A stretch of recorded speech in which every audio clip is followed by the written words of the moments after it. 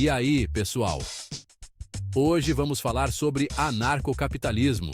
Imagine um mundo sem governo, sem presidente, sem congresso, sem imposto de renda para declarar.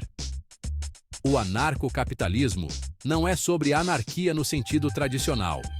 Envolve muitas regras, só que não aquelas impostas por um governo. Propriedade privada, liberdade individual e livre mercado reinam. Tudo é administrado por empresas e organizações privadas. Alguns acreditam que esse sistema é a chave para uma sociedade mais próspera. Agora, vamos dar um pulo aqui no Brasil, onde as coisas ficam interessantes. Conheçam o Daniel Fraga, um advogado, escritor e uma das vozes mais importantes do movimento anarcocapitalista por aqui. O Fraga não é aquele típico advogado de terno e gravata, não. Ele se descreve como anarquista, o que deve gerar umas situações, no mínimo, inusitadas nos tribunais. Através de seus livros e ativismo, o Fraga se tornou uma figura-chave na popularização das ideias anarcocapitalistas no Brasil.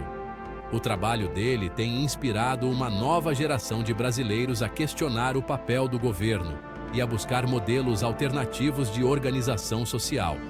Ele é praticamente o padrinho do anarcocapitalismo brasileiro. Um dos pilares do anarcocapitalismo é a santidade absoluta da propriedade privada. E não estamos falando só da sua casa ou do seu carro, mas de tudo. Os anarcocapitalistas acreditam que a propriedade privada é essencial para a liberdade individual.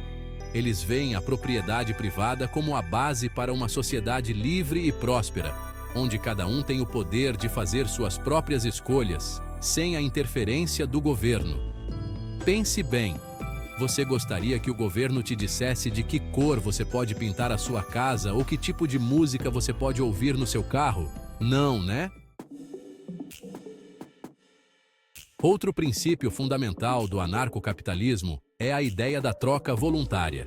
Isso significa que todas as interações entre indivíduos devem ser baseadas no consentimento mútuo, sem qualquer coerção ou força por parte do governo. Em outras palavras, você é livre para negociar seus bens e serviços com quem quiser, desde que ambas as partes concordem com os termos. Chega de regulamentações governamentais ditando o que você pode ou não vender. Chega de impostos obrigatórios.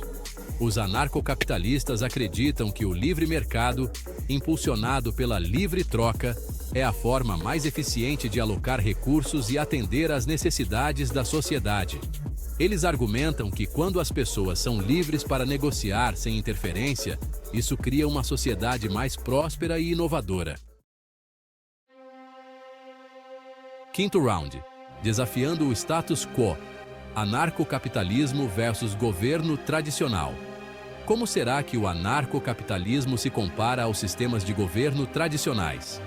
É uma mudança radical, um verdadeiro vira-casaca. Os governos tradicionais operam com poder centralizado, cobram impostos, aplicam leis e fornecem serviços.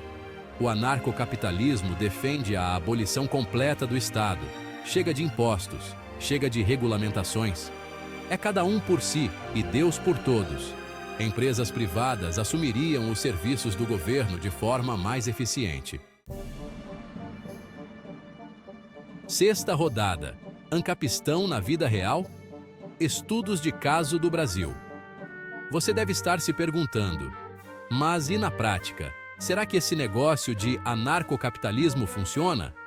Bom, apesar de nunca ter existido uma sociedade anarcocapitalista completa, existem exemplos interessantes no Brasil. Vejamos a ascensão das empresas de segurança privada no Brasil. Muitos brasileiros recorrem a empresas de segurança privada para proteger suas casas e negócios. Outro exemplo é a popularidade das criptomoedas, como o Bitcoin. As criptomoedas operam independentemente de governos e bancos centrais. Esses exemplos ilustram como soluções de mercado podem surgir na ausência de intervenção governamental. Sétimo capítulo: o efeito dominó. O pensamento anarcocapitalista no Brasil.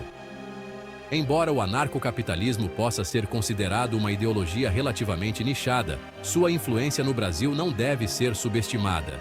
Graças ao trabalho de pessoas como Daniel Fraga e outros defensores, as ideias anarcocapitalistas têm se infiltrado no debate público, provocando discussões e desafiando o pensamento convencional.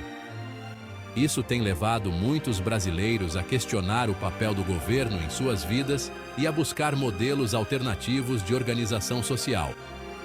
O impacto do anarcocapitalismo pode ser sentido em diversas esferas da sociedade brasileira, desde a crescente popularidade da educação domiciliar e da educação privada, até o aumento do ceticismo em relação à regulamentação governamental e aos impostos. Oitava etapa. E os críticos, o que dizem? Abordando as preocupações mais comuns. Agora, não seria justo falar sobre anarcocapitalismo sem mencionar o elefante na sala, as críticas. Uma das principais preocupações é que uma sociedade sem Estado simplesmente substituiria a tirania do governo pela tirania das corporações. Os críticos argumentam que, sem a regulamentação governamental, as empresas teriam carta branca para explorar trabalhadores, poluir o meio ambiente e, no geral, causar estragos por aí. Outra preocupação é que o anarcocapitalismo agravaria as desigualdades existentes. Sem programas governamentais como o Bolsa Família ou o SUS, os críticos argumentam que os pobres e vulneráveis seriam deixados à própria sorte em um sistema projetado para beneficiar os ricos e poderosos. Essas são preocupações válidas e são questões que os anarcocapitalistas precisam responder se quiserem que suas ideias sejam levadas a sério. Nono ato. Então, será que funciona? Anarcocapitalismo e o futuro do Brasil. E aí, o que podemos concluir de tudo isso? O anarcocapitalismo é uma alternativa viável ao governo tradicional ou é apenas um sonho distante para libertários descontentes?